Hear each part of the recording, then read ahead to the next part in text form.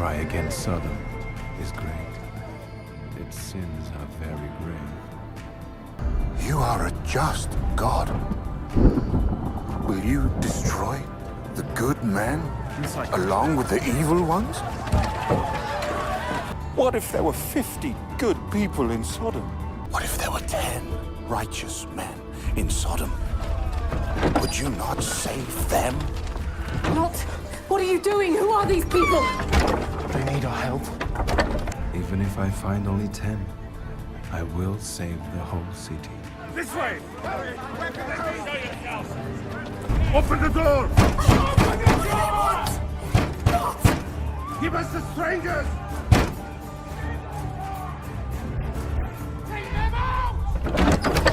They are guests in my house. Let them be. Take you to!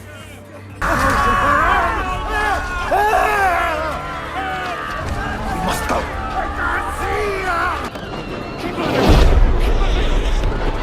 Come on. Do not look back at the city of sin. Okay. Believe in God. Do not look back. Lot and his daughters flee to the mountains, never to see Abraham again.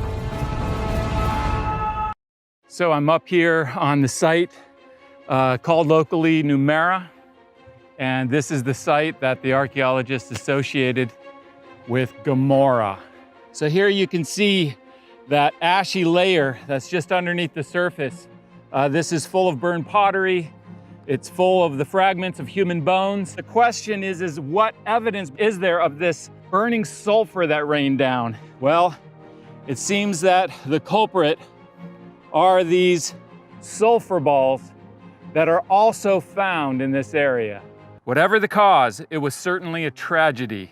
Obviously, the town suffered a severe fire and was forever abandoned. Now, despite Walter Rast being a secular archaeologist, his conclusion about what he found in the excavations at Babadra and here in Gomorrah, the vicissitudes of these two early Bronze III cities of Babadra and Gomorrah may well be reflected in the stories of Sodom and Gomorrah in the Bible.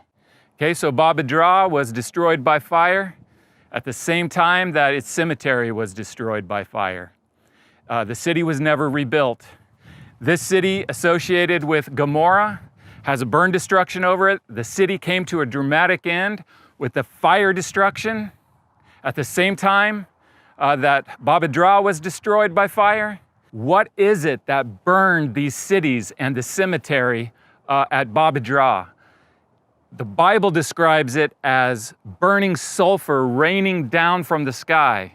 And is there anything that matches this description that's still left in the geological record in this area? And so here at this archaeology museum, they have on display here these sulfur balls that are found in the area down near the Dead Sea.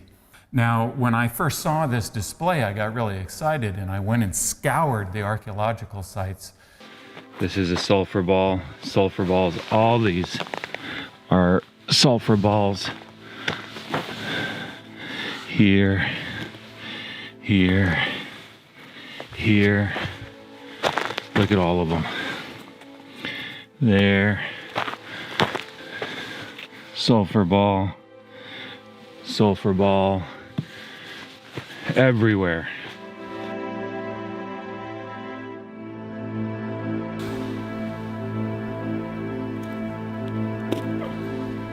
I'm going to burn one of these sulfur balls just to show you how flammable they are.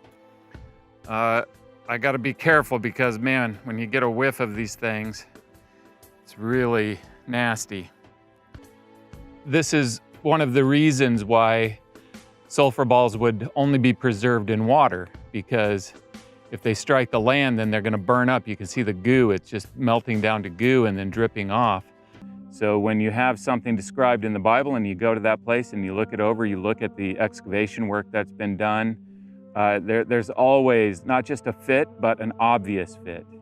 And we're talking about a historical source in the Bible that gives us a description of what happened, describing this burning sulfur that is coming down like rain out of the sky. And then in this area, we have this geological phenomenon of these sulfur balls that are preserved in a geological layer. Lord.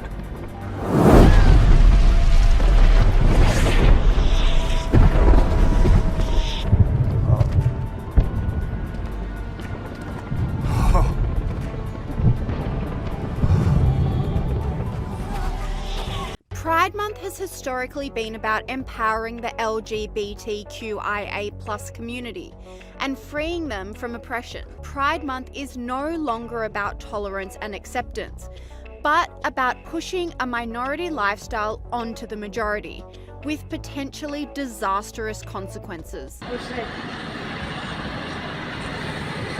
And it's not only the White House that's exposing kids to inappropriate scenes. Rita Panahi has slammed organisers of pride parades across America.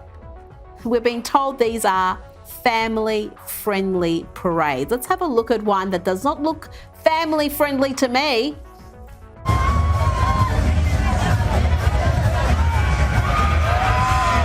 Celebrating their lifestyle choices. I don't know why we need to be doing this either. Take a look at a clip that went viral this week.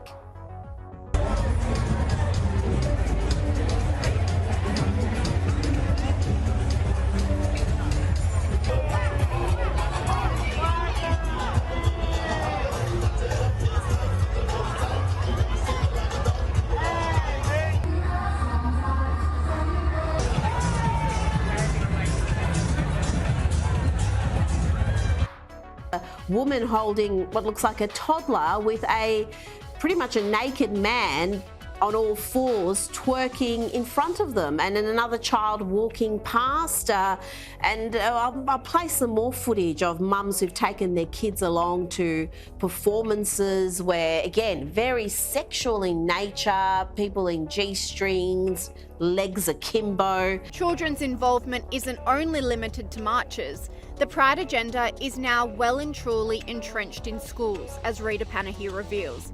Happy Pride, everyone! It's June 1st, the start of Pride Month. I pledge allegiance to the queers.